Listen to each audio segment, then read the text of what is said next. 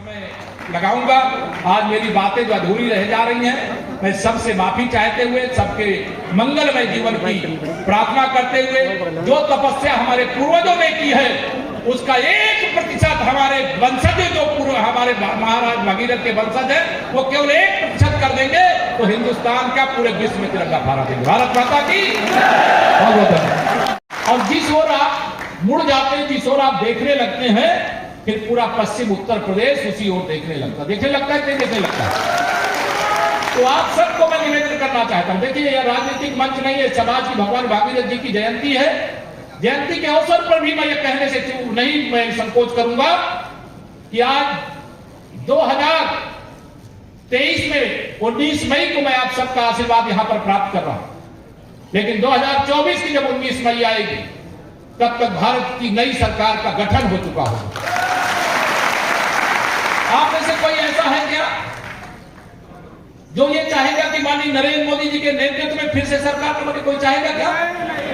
दोनों हाथ उठा मुझे बता, कोई चाहेगा क्या?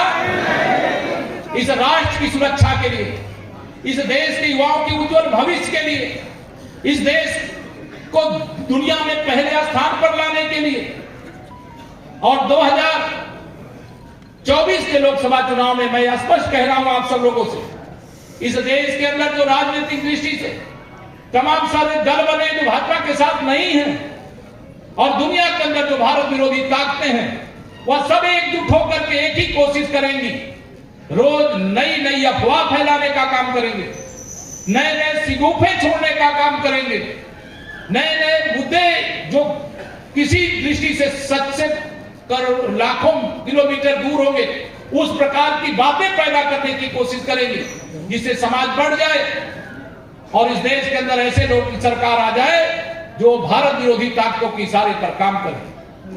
मैं आप सब लोगों को आगाह करना चाहता हूं, सचेत आह्वान करना, अपील करना चाहता हूं।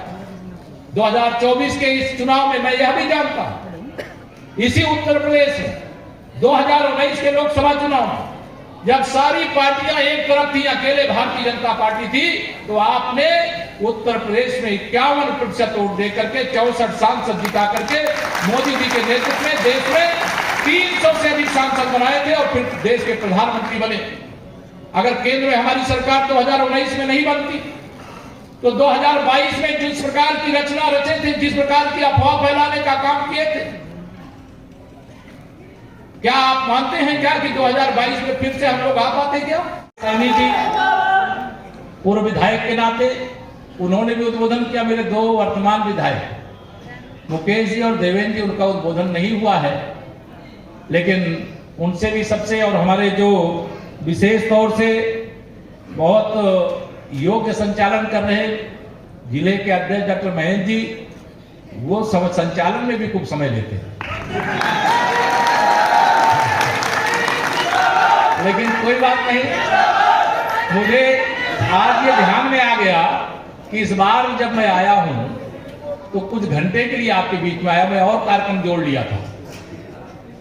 पार्टी के कार्यकर्ताओं के साथ बैठक थी और फिर जिले की समीक्षा बैठक थी, फिर पत्रकार मित्रों से वार्ता थी। अगली बार अगर अवसर मिलेगा तो प्रयास करूंगा तो केवल एक ही कार्यक्रम रखूंगा, जयंती समारोह।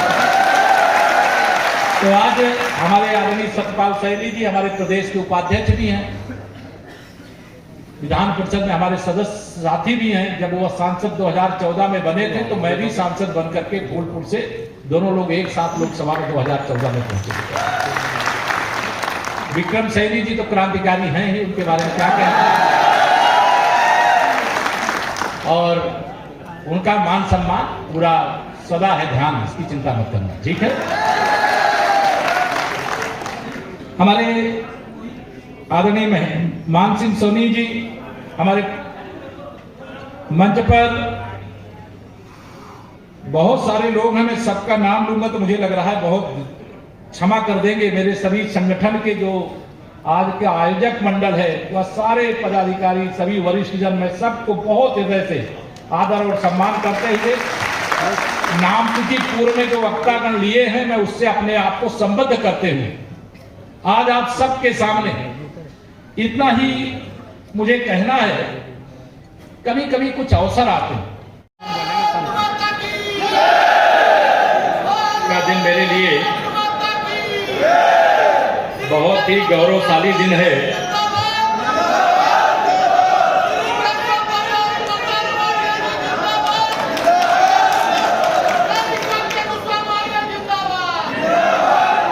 बहुत सबका धन्यवाद।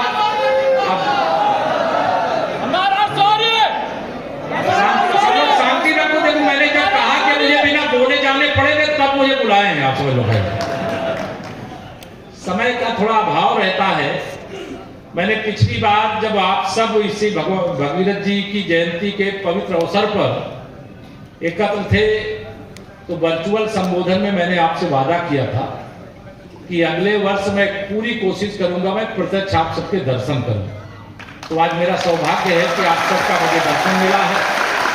मंच पर भी सभी हमारे बहुत शीर्ष लोग बैठे हुए, सबको मैं प्रणाम करता हूं। सामने मेरे पिता समान बड़े बुजुर्ग हैं, नौजवान दोस्त हैं, माताएं बहनें हैं, पत्रकार मित्र हैं, सबको प्रणाम करता हूं।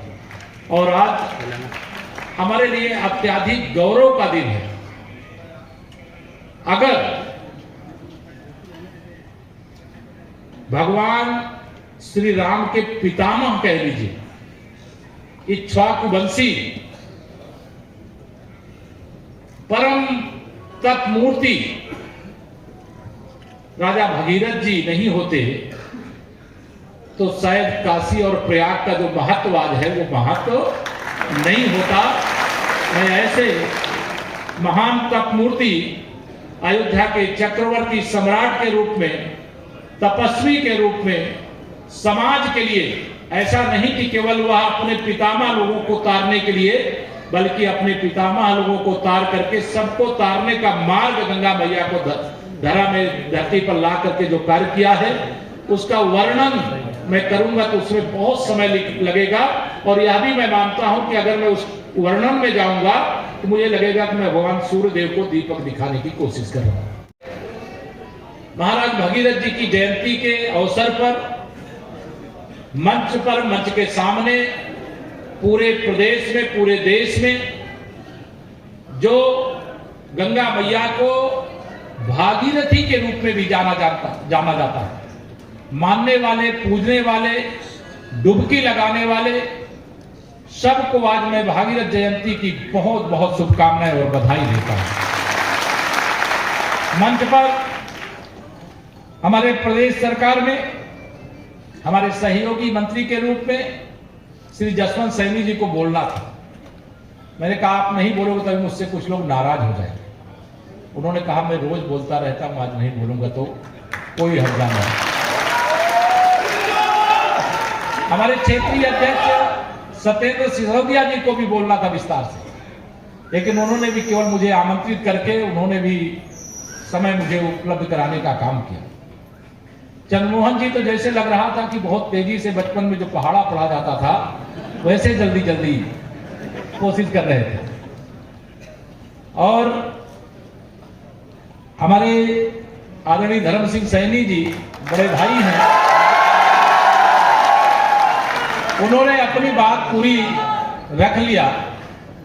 क्योंकि मैं तो सोच रहा था, मैंने पूछा था पहले कि सब लोग पहले बोल चुके हैं कि नहीं बोल चुके हैं, तो कहा नहीं लगभग सब लोग बोल चुके हैं। तो मैं सोचा कि मैं तो चलूंगा तो थोड़ा विस्तार से आप सबसे चर्चा करूंगा, लेकिन उन्होंने भी बहुत सारी बातें रखी और उनकी बातों को हम लोगों ने बहुत ध्यान से सुना है और भावनाओं का भी ध्यान रखा है और बाकी बातें जल्दी आप लोगों से करेंगे।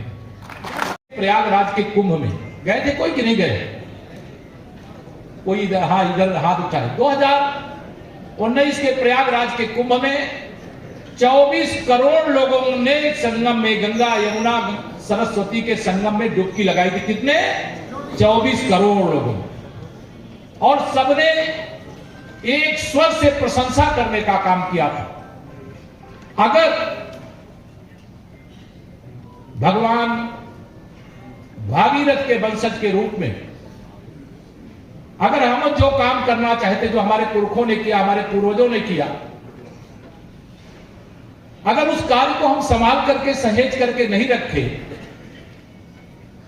तो क्या हमें उनका वंशज कहलाने का अधिकार है क्या? हम आप जो भी यहां पर हैं, हमारे पूर्वजों का आशीर्वाद होगा तो हम भी कोई बड़ा से बड़ा कार्य कर सकते हैं, लेकिन जो कुछ उन्होंने दिया है अगर उसको हम संभाल करके नहीं रख सकते हैं तो वह सब कुछ जो एक अलग प्रकार की विचारधारा यहां पर काम करती हैं, उनको गंगा मैया से कोई प्रेम नहीं है। गंगा मैया की अविरल और निर्मल धारा से कोई प्रेम नहीं, उनको सूर्यवंशियों से भी कोई प्रेम नहीं। उनको अयोध्या में कौन है? भगवान श्री राम। महाराजा दिलीप के पुत्र अगर भागीरथ जी थे, महाराजा दिलीप के बारे में आप सब जानते हैं, उन्होंने गौ माता की सेवा की थी, मालूम है ना, उस पर मैं जाना नहीं चाहता।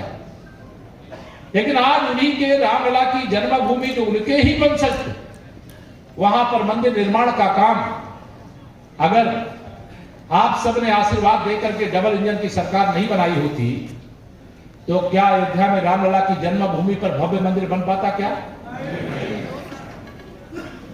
ये हमारे पुरखों की निशानी, हमारे भगवान भी हैं, हमारे पूर्वज हैं। बाबा विश्वनाथ जी का धाम क्यों आज इतना प्रसिद्ध रहता है? क्योंकि वह गंगा मैया के पावन तट पर है। और आज वहां पर भी जिनको जाने का मौका मिला है उनको तो बहुत सौभाग्य मिला है, जिन्हें नहीं मौका मिला कभी जाइए। 2025 में फिर प्रयागराज के अंदर कुंभ का मेला होने वाला। अब भूल करके हम एकजुट होकर के या दिखा देते हैं कि समाज की शक्ति क्या है, समाज का संगठन क्या है, समाज की ताकत क्या है। आज जब मैं जयंती के शुभ अवसर पर जैसे ही मैं गेट पर पहुंचा, वहां से आकर के यहां तक देख रहा हूं, चाहे नीचे चाहे ऊपर, जगह छोटी पड़ गई।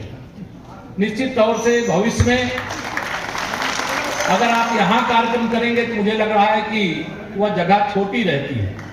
भविष्य में कोई बड़े स्थान का चयन करना चाहिए और चयन करके जब जयंती का अवसर आए तो एक संकल्प लेने की आवश्यकता है। देखिए, आप सबको मैं याद दिला रहा हूं 2014 के लोकसभा चुनाव के समय, उस समय जिन्हें आप सब ने अपना आशीर्वाद देकर के देश का प्रधानमंत्री बनाने का काम किया, आज वह विश्व के सबसे शक्तिशाली नेता के रूप में माननीय नरेंद्र मोदी जी का नाम आप जानते हैं। वह काशी में गए थे। मैं उस समय फूलपुर जो लोकसभा है और जो वाराणसी लोकसभा है, दोनों बहुत कम दूरी पर है। उन्होंने कहा था कि ना मुझे किसी ने भेजा है और ना मैं आया हूं, मुझे मां गंगा ने बुलाया है। याद है आप लोगों को? नहीं याद है? तो उसका श्रेय किसको जाएगा? उसका श्रेय हमारे परम पूज्य पूर्वज भगवान भगीरथ जी को जाएगा, क्योंकि अगर उन्होंने तप करके भगवान भोलेनाथ को प्रसन्न नहीं किया होता तो गंगा मैया धरती पे आती क्या? नहीं। और गंगा मैया धरती पर आकर के हमारी माताएं बहनें, मेरे यहां पता नहीं आपके यहां देते हैं ऐसे आशीर्वाद भी नहीं देते, मेरे यहां तो पूरा प्योर तो आशीर्वाद देते, जब तक गंगा मैया में पानी रहे, बेटे को आशीर्वाद देंगे तो तेरी जिंदगानी रहे, बहू को आशीर्वाद देंगे तो तेरा सुहाग अमर रहे, इस प्रकार के आशीर्वाद देते। लेकिन अगर आप याद करें कि 2014 से पहले जो गंगा मैया का प्रवाह जब वो धराधाम पे आएंगी तो उसे कौन संभालेगा? क्या यहाँ के थानों में शाम को ताले लगना नहीं शुरू हो जाते? आप सुरक्षित रह पाते क्या? यह सच है, उस समय धर्म सिंह जी भी हमको छोड़ करके चले गए थे, हमने फोन किया था। लेकिन हमें अच्छा है, शाम का भूला हुआ, सुबह का भूला हुआ अगर शाम को वापस आए तो हमारा अपना। हम लोग परे हम तो चाहते पूरा समाज, हम तो सबका साथ सबका विकास की बात करते, तो हम अपने परिवार को कैसे अलग थलग रहने दें? मैं सब लोगों को आह्वान करता हूं, अपील करता हूं, अगर हमारे पूर्वजों की जो थापी है उसको संजो करके रखने का काम माननीय नरेंद्र मोदी जी के नेतृत्व में देश के अंदर हो रहा है और आदरणीय योगी जी के नेतृत्व में प्रदेश के अंदर हो रहा है, तो मैं आप सबसे अपील करूंगा, मेरा भी सम्मान तभी रहता है जब आप मेरा सम्मान बचाते हैं।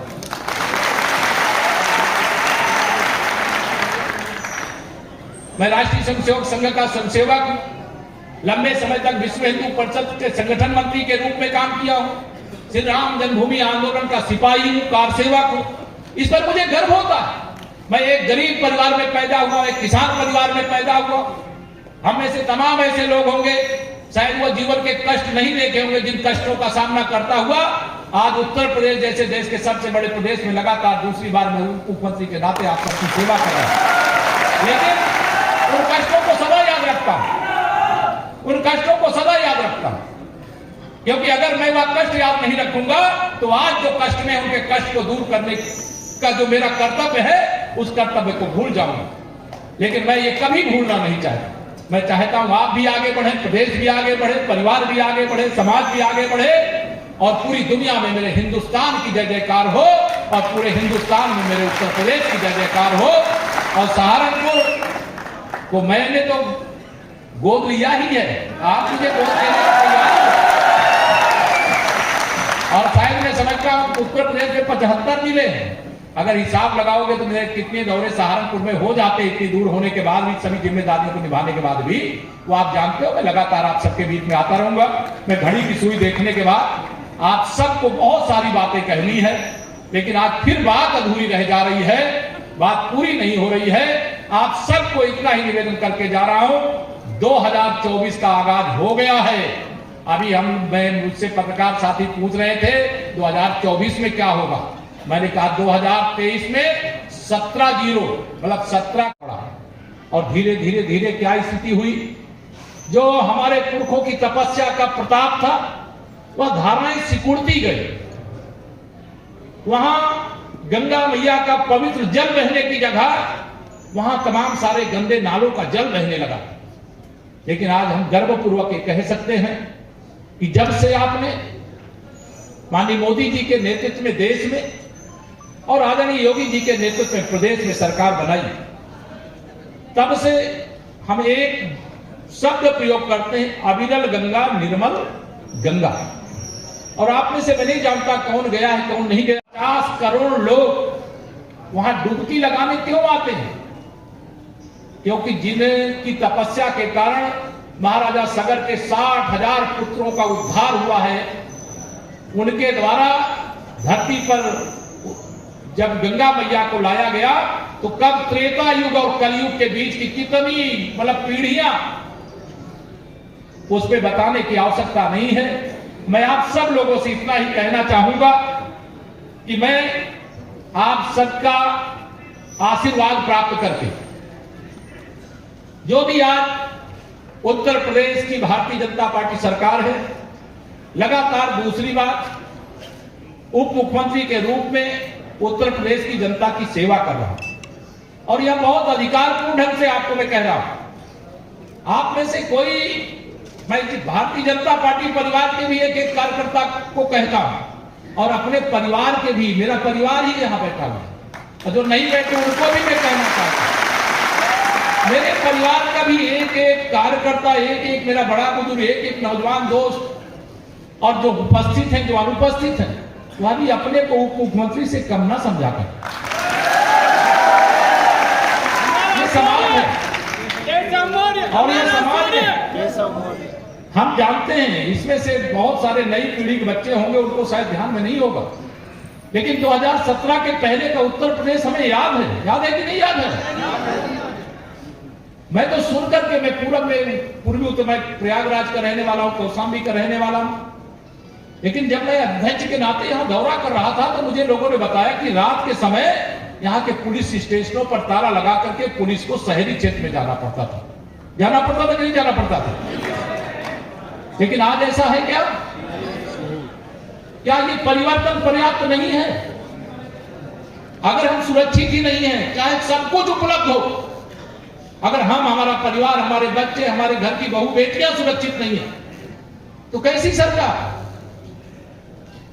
सुरक्षा कवच के रूप में कमल का फूल आपको मिला है और आपने कमल के फूल को अपना करके जो ताकत हमें दी है, जो आशीर्वाद हमें दिया है,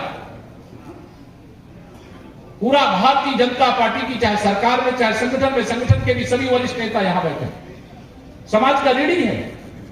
और यह गर्व है, सभी लोग एक स्वर से कहते हैं कि पश्चिम उत्तर प्रदेश में जो अपने सरनेम में सैनी लिखते हैं उनको कमल के फूल के अलावा कोई दूसरा चुनाव चिन्ह दिखाई नहीं।